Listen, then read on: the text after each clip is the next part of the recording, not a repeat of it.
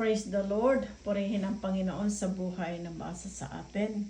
Thank you, Jesus. Panginoon, maraming salamat, Lord. Ikaw, Panginoon Diyos, ang maghari sa buhay namin.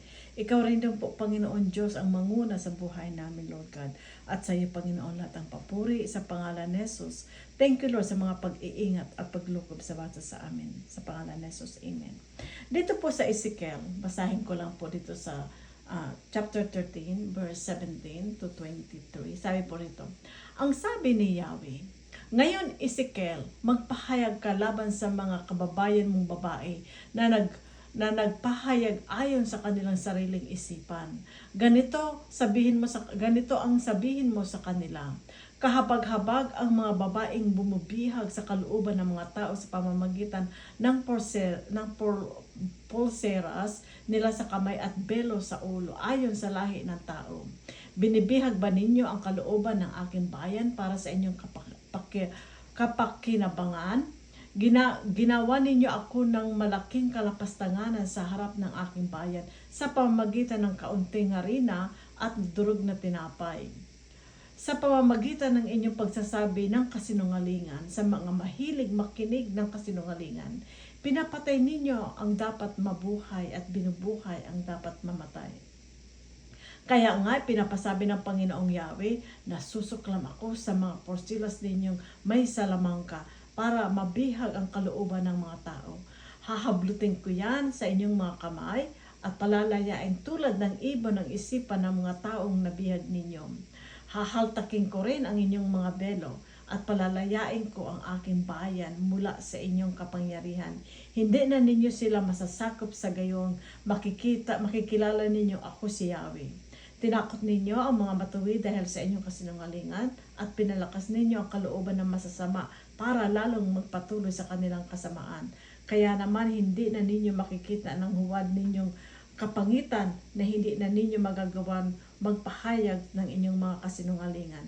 Ililigtas ko mula sa inyong kapangyarihan ang aking bayan at malalaman ninyong ako si Yahweh. Thank you po, Lord. Sa pagpapatuloy po natin, ayaw na ayaw ng Panginoon ang mga gumagawa ng mga salamangkero or mga magic, mga witchcraft, mga anting-anting, mga charms. Ang mga tao hindi nila naunawaan pero naglalagay sila sa katawan nila na sasabihin nila pangontra. Hindi po yan pangontra, ano po yan, pang-induce, lumapit sila sa iyo. Kasi po ang espiritu ng kapangyarihan ng kadiliman, ibinibigay nila ang ibig mo para magpatuloy ka sa kapangyarihan na binibigay nila. Kaya po marami po mga witchcraft, lalo na po sa Africa. Marami mga patutuo sa Africa. Ang Africa po, napakayamang bansa po nito. Pero tingnan po ninyo ang buhay po nila.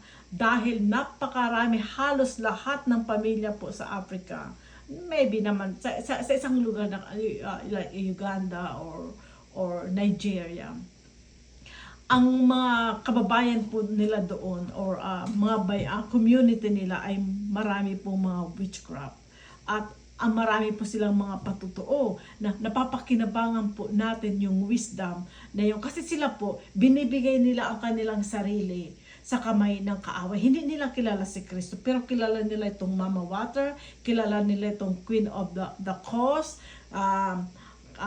kilala nila itong marine spirit at sinasamba po talaga nila to. Ang mga patutuo nila na lumapit sila kay Kristo kasi po sa kanilang pakikipag-ugnayan sa kadiliman at merong kinatatakutan si Satanas.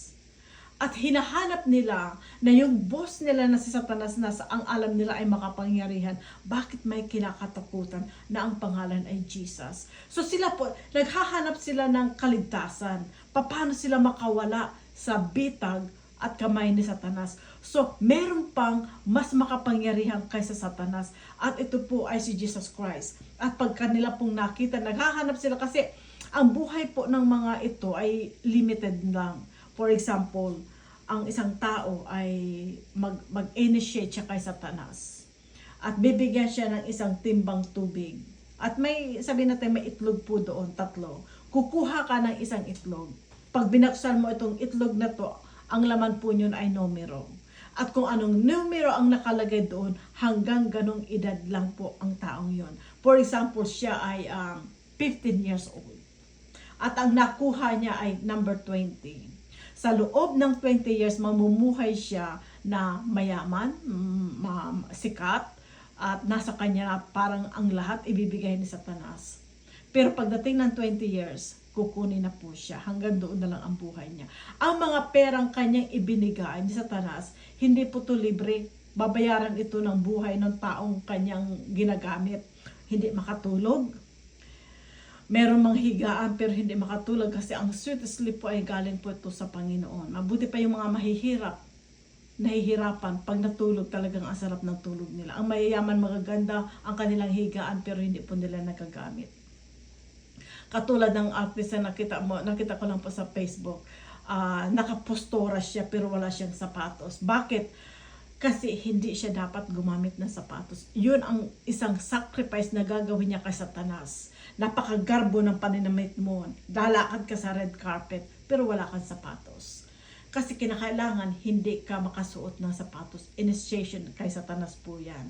Napakarami mong pera pero hindi ka pwedeng mag-drive ng ginagamit ang gas. O hindi ka pwedeng sumakay so maglalakad ka.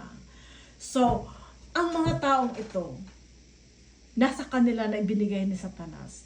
At pag namatay po sila, yung perang kanilang, kasi ang excuse nila, ibibigay nila sa pamilya nila. Hindi po mangyayari yan. Walang libre kay Satanas. Kung ang pera mo ay napakarami, babawiin ni Satanas yun. Katulad ng pagbawi niya sa pera ni Michael Jackson. Not unless yung anak ng taong yon ay mag-i-initiate din kay Satanas, then pwede niyang manahin po yon. So, ang mga ito ay ayaw na ayaw ni Satanas. Ang mga witchcraft na ito. Kasi kinikage ang kanilang utak, kinikage ang kanilang kaluluwa. Ano sila, yung captive sila ni Satanas. So, naghahanap sila ng kaligtasan at sila po ay nakakaligtas lang kay Jesus Christ. Sa ating pong Panginoon. Kaya po tayo, kailangan natin lagi magpasakop sa Panginoon. Kasi kung hindi tayo magpapasakop sa Diyos, merong sasakop na hindi natin gusto. At ito po ay ito pong mga ito na ginagamit na pangontra kuno, hindi naman po talaga yan pangontra.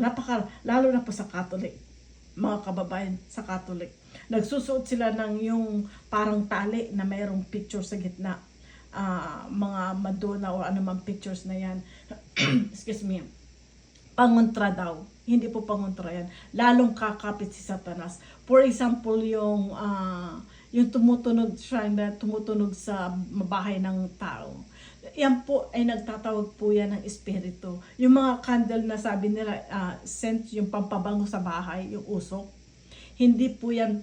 Yan ang sinasabi ng manufacturers na ito yun ay para matanggal ang amoy.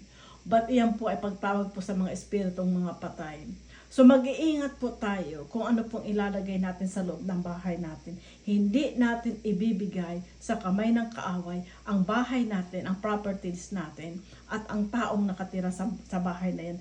Kinakailangan po tayong maging wise. At ang wisdom na yan ay manggagaling sa ating Panginoon. Ang mga taong nakakonekta sa witchcraft, hindi po sila, may kapangyarihan man sila, nagagawa nila ang ibig nila.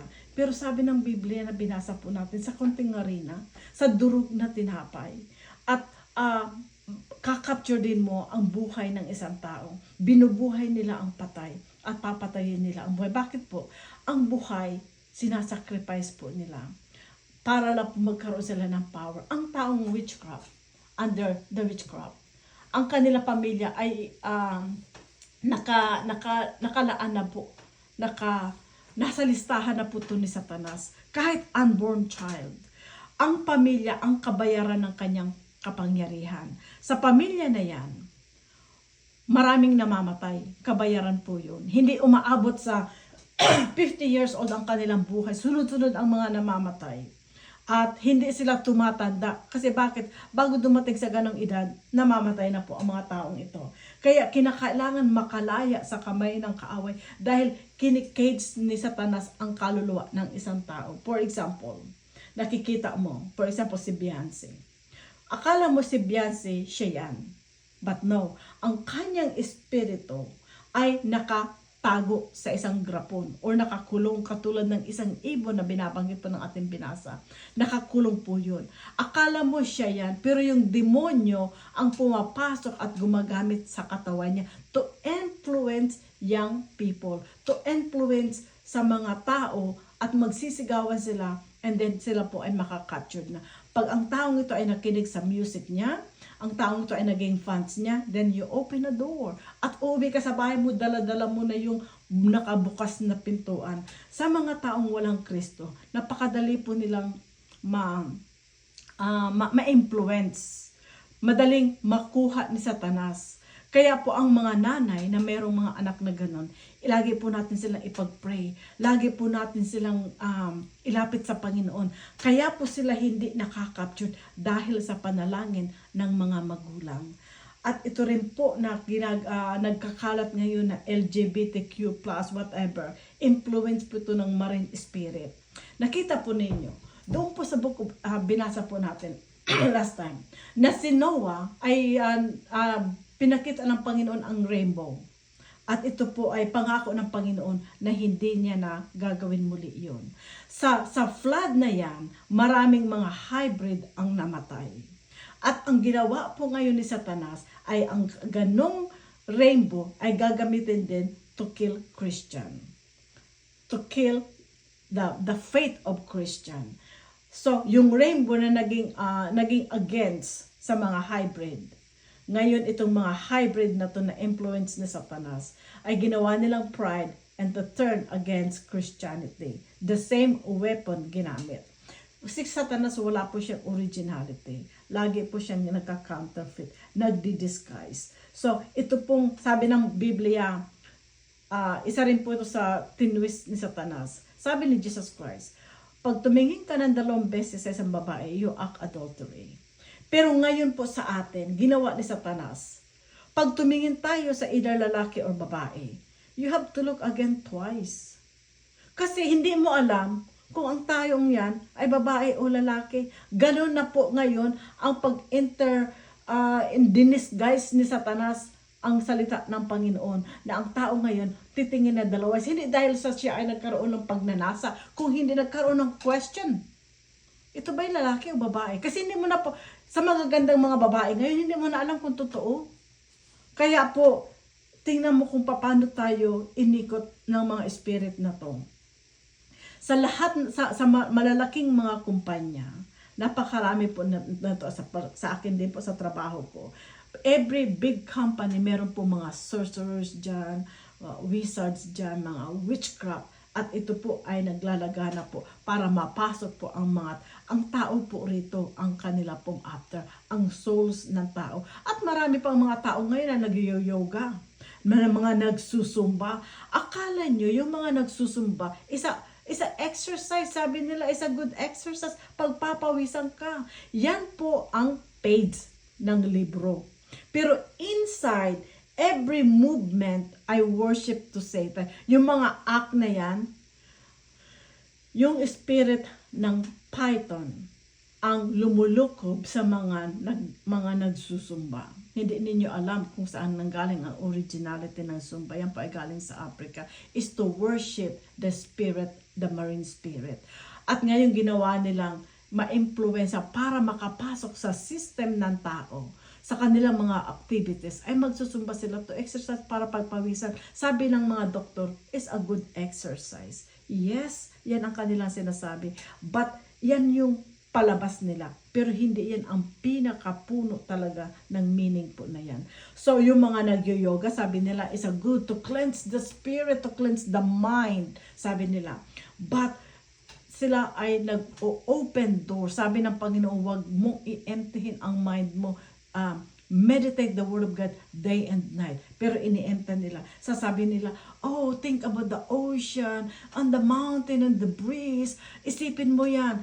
But of course, pag ang taong yan ay lumabas, marami po mga nag-yoga na namamatay po. Bakit po? Kasi pag ang tao, ang nag-channel sila, nag-astral projection sila, lumalabas yung kanilang spirit. Pag hinawakan po yan, hindi na po nakakabalik yung spirit nung tao. Pag lumabas ang kaluluwa ng isang tao at hinawakan siya, mamamatay po yung katawan at hindi na po makakabalik yung kanyang soul. Kasi hindi kailangan ni Satanas ang physical body ng tao. Ang kailangan niya ang soul ng tao. Kung ang soul mo ay nakalabas na sa katawan, hindi ba to igagrab ni Satanas para dalhin niya sa kanyang territory? Kaya lang po nakakabalik po yung mga nag-astral, mga nag-yoga, nakakabalik pa sila sa kanilang mga sarili kasi gagamitin pa sila ni Satanas. Meron pang mission si Satanas sa kanila, pero pagtapos na at nagawa na ng taong yun ang pinagagawa sa kanya ni Satanas at maaring magkakaroon ng kaliwanagan sa buhay niya, then hindi na po siya makakabalik. Ganyan pong ginagawa ng mga artista. Yung mga actors, pumupunta po sila sa hotel, nag-uupa sila ng hotel, at do not disturb, let's say 3 days, hindi sila doon. Kasi lalabas yung kanilang soul. Hindi sila pwedeng i-touch. Walang pwedeng pumasok, walang pwedeng magtas, walang pwedeng mag-istorbo. Kasi pupunta siya doon sa teritoryo ni Satanas, makikipag-meeting, makikipaggawaan ng anumang kanilang mga agreement doon, at saka po siya babalik. Itong mga actors na to, nagsasama po sila ng mga spirit to make their act really convincing talaga. Kasi ganun sila, wala silang sariling power. Ang mga ito po ay nag-influence po to kay Satanas. So dito po sa mundo po natin, kung hindi po tayo mag-iingat at hindi tayo magpasakop sa Panginoon, ang ating pong mga blood ay talagang kinukulik po to. Kinukulik ito ni Satanas. Kasi yun po ang iniinom nila, dugo. At ang kinakain nila ay flesh. Napakarami pong mga tao ang missing sa mundo po natin. 65 million every year ang missing po all over the world. 65 million. Pero nasaan itong 65 million a year?